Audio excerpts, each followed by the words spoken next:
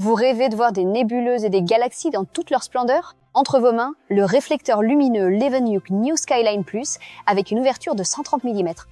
Il capte beaucoup plus de lumière que les modèles compacts et permet d'observer même les objets les plus faibles du ciel profond. Je vais maintenant vous montrer comment l'assembler rapidement et sans tracas. Le kit comprend une monture, un plateau pour accessoires, des commandes de mouvement lent, 2 oculaires, un tournevis, un chercheur à points rouges, un contrepoids, un trépied et un tube optique. Commençons par le trépied. Desserrez légèrement les vis de blocage, déployez les sections inférieures des pieds à la hauteur souhaitée, puis resserrez les fixations. Écartez bien les pieds pour que le trépied soit stable. Installez immédiatement le plateau pour accessoires. Il ne sert pas seulement à ranger les oculaires, il rigidifie aussi la structure pour éviter que le télescope ne tremble à cause du vent. Passons maintenant à la monture.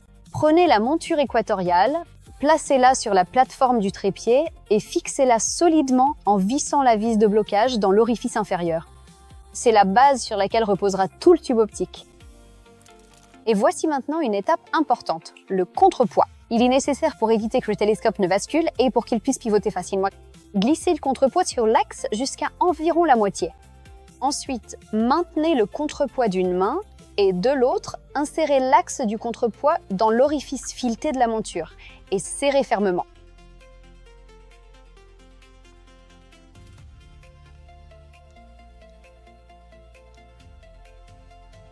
Fixez ensuite le contrepoids à l'aide de la vis située sur la tige elle-même.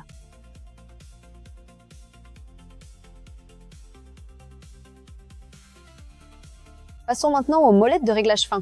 Pour les installer, vous devez d'abord desserrer les vis de blocage. Ensuite, placez leurs extrémités sur les axes des vis sans fin et fixez-les à nouveau avec les vis. Et la deuxième?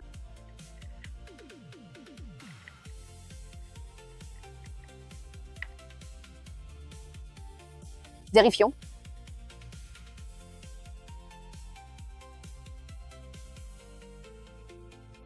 Passons maintenant au tube lui-même. Retirez les colliers de transport, desserrez les écrous et ouvrez les charnières. Placez les colliers sur la platine de la monture et fixez-les à l'aide de la vis.